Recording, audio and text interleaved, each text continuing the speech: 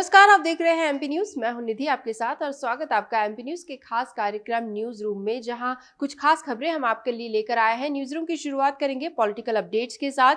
27 फरवरी से शुरू हो रहे मध्य प्रदेश विधानसभा के बजट सत्र में कांग्रेस शिवराज कैबिनेट के मंत्रियों को घेरने की तैयारी कर रही है। कांग्रेस विधायक जीतू पटवारी इस सत्र में आरोप पत्र लाने की बात कह रहे हैं। जीतू पटवारी ने कहा कि ये कहने को 1 महीने का सत्र होगा, लेकिन ये गुमराह करने की कोशिश की जा रही है। इस सत्र में सिर्फ 13 दिन ही बैठकें होंगी।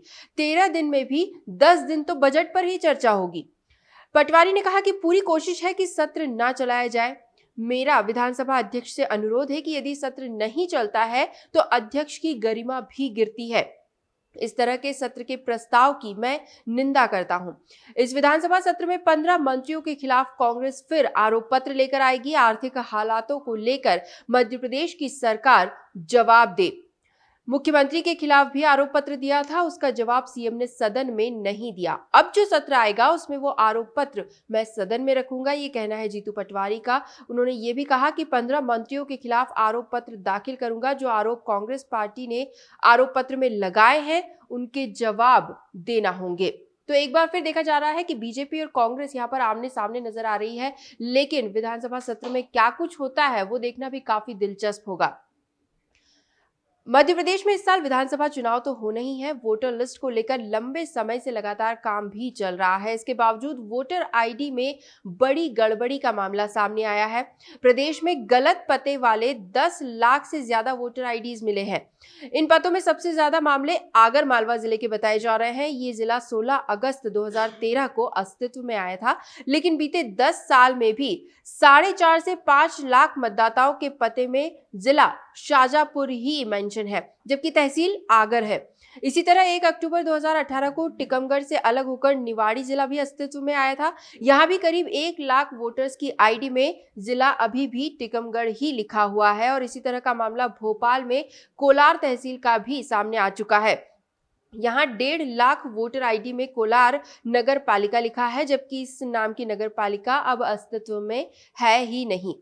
मामले में फिलहाल चुनाव आयोग के अधिकारियों का कहना है कि वोटर आईडी का उपयोग सिर्फ वोट डालने में ही किया जाता है, इसलिए वोट डालने में तो कोई दिक्कत नहीं आएगी। हालांकि इस खामी को भी दूर करने के प्रयास किए जाएंगे।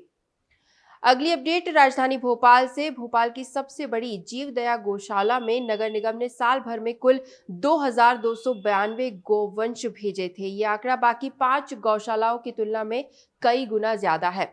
निगम की रिपोर्ट में जानकारी सामने आई है। शव कंकालों के ढेर की वजह से ये गौशाला लगातार सुर्खियों में बनी हुई है, जिसकी रिपोर्ट संभवतः आज यानी शुक्रवार को सामने आ जाएगी। हालांकि जांच से पहले ही गौ संवर्धन बोर्ड के अध्यक्ष स्वामी अखिलेश्वरानंद गिरी इसे क्लीन चिट दे चुके हैं। नगर निगम ने वर्ष 2022 में साल भर में 6 गौशालाओं में कुल 3769 गौवंश भेजे। इनके आंकड़ों की जब पड़ताल की गई तो सबसे ज्यादा गौवंश भदभदा स्थित जीवदया गौशाला में ही भेजे गए हैं और ये मामला भी लगातार तूल पकड़ता जा रहा है। बात करेंगे क्राइम अपडेट की, तो भोपाल क्राइम ब्रांच ने पिस्टल दिखाकर डराने धमकाने वाले एक आरोपी को गिरफ्तार किया। बदमाश लंबे समय से फरार चल रहा था। पुलिस आरोपी की तलाश में लगी थी। इसी दौरान 2 फरवरी को क्राइम ब्रांच को सूचना मिली कि एक बदमाश रोशनपुरा चौराहे के पास खड़ा है, जिसके पास पिस्टल है और जो बड़ी घटना को अंजाम देने की फिराक में है। सूचना के बाद मौके पर पहुंची टीम ने घेराबंदी करके बदमाश को पकड़ लिया। जब तलाशी ली गई तो उसके पास से पिस्टल भी बरामद हुई है। आरोपी कपिल 10वीं पास है और ड्राइवरी का काम करता है। थाना टीटी नगर में सूचीबद्ध बदमाश है। आरोपी के खिलाफ जहांगीराबाद, टीटी नगर और अरेरा हिल्स में 1 दर्जन से ज्यादा मामले दर्ज है। आरोपी पिस्टल दिखाकर लोगों पर धौंस जमाता था, डराता धमकाता था। 2016 से वो इन वारदातों में सक्रिय है। पुलिस ने बदमाश को गिरफ्तार कर न्यायालय में पेश भी कर दिया है। लंबे समय से पुलिस इस आरोपी की तलाश में जुटी हुई थी। अगली अपडेट ग्वालियर के पनिहार से। यहां भागवत कथा के लिए लगे पंडाल में बिजली का काम करने गए एक मजदूर की हाई टेंशन लाइन की चपेट में आने से दर्दनाक मौत हो गई। घटना की सूचना देरी से मिलने पर मृतक के परिजन आक्रोशित हो गए। उन्होंने डेड बॉडी को तिराहे पर रखकर चक्का जाम कर दिया। चक्का जाम की खबर मिलते ही पुलिस के अधिकारी मौके पर जा पहुंचे, जहां मृतक के परिजनों की मांगों को पूरा करने का आश्वासन देकर चक्का जाम खुलवाया गया।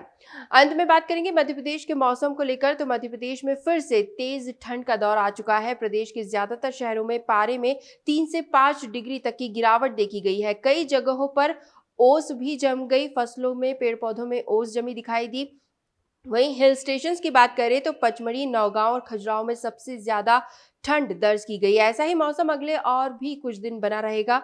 मौसम विभाग ने शुक्रवार को भोपाल, उमरिया, जबलपुर समेत 7 जिलों में कोल्ड वेव, शीत लहर चलने की संभावना जताई है। मौसम वैज्ञानिकों का कहना है कि पहाड़ों पर हुई बर्फबारी के बाद से वहां से लगातार बर्फीली हवाएं सौर आ रही है और इसी कारण ठंड का असर भी मध्य प्रदेश में बढ़ गया है। अगले 24 घंटों में उमरिया, जबलपुर, बालाघाट, सागर, भोपाल और रतलाम जिलों में भी शीतलहर चलेगी।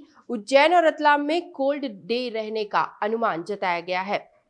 तो एमपी न्यूज के न्यूज रूम से फिलहाल यही अपडेट्स। लगातार और भी खबरें और भी जानकारियां हम आप तक जरूर पहुंचाते रहेंगे। बस आप बने रहिए हमारे साथ, देखते रहिए एमपी न्यूज। धन्यवाद। एमपी की नब्ज, एमपी का हाल, मध्य प्रदेश की हर खबर एमपी न्यूज टीवी के साथ। लगातार खबरों के लिए सब्सक्राइब करें हमारा YouTube channel MP news TV. Latest updates के लिए बेल आइकन दबाना जरा भी न भूलें।